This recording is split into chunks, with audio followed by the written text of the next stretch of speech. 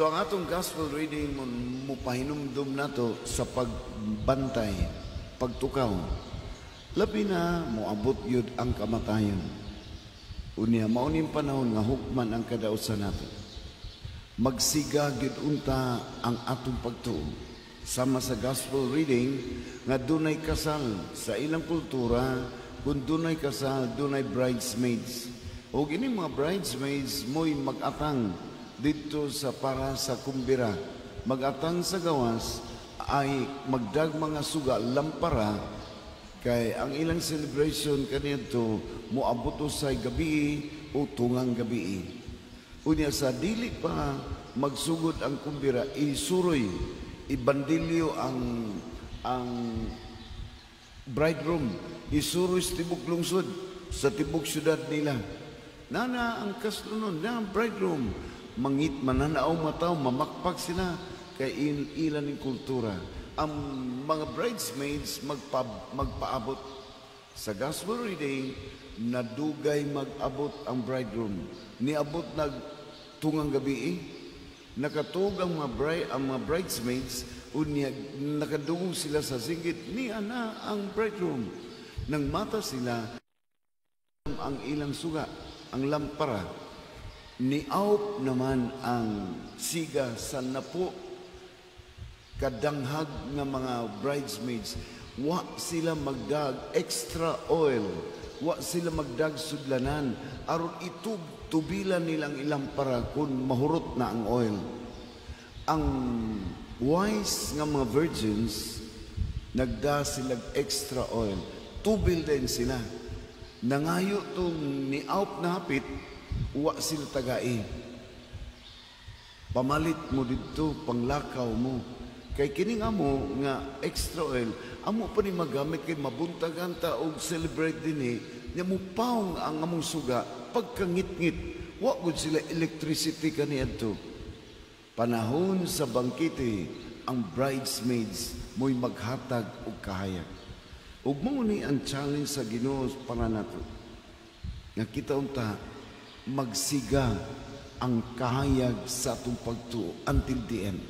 Ug dunay mga problema mabot aton matubilan dayon ang atong pagtuo.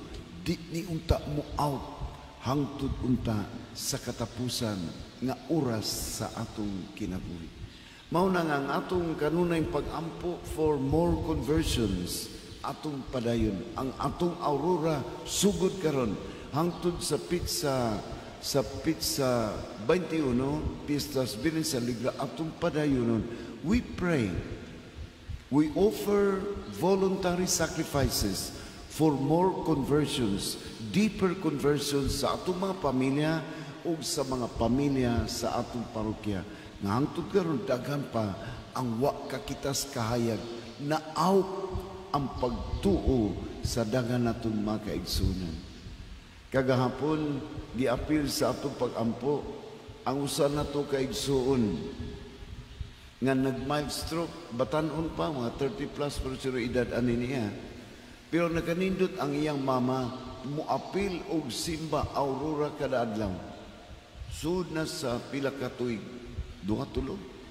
Unya sige ampo para sa pamilya. Na stroke ang iyang anak nga nakasal din mga 5-6 years ago. Tulo ra gyud ka adlaw dito sa ospital. Nagtuo ko nga tuwa pa sa ospital, nagmisa ko sa ilang kapilya kagabi, uy diya naman ni simba. Pag humas misa, nag-pray over ko, o siya ang dayon human, siya katapusan nga giproveran.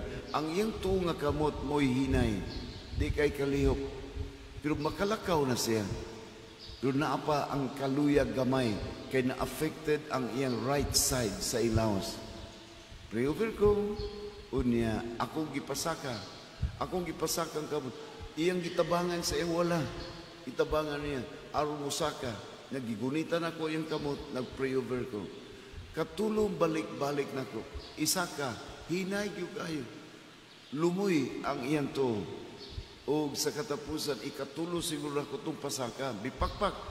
Nipakpak na. Hinay. Ni Saka. Ang iyang kamot ko tubra unta niya. pagkanindot sa ilang kasinatian sa pagtuo. Gamay rin mga butanga, pero di ini malimtan sa iyang pamilya nga naay Ginoo nga nagpangganan.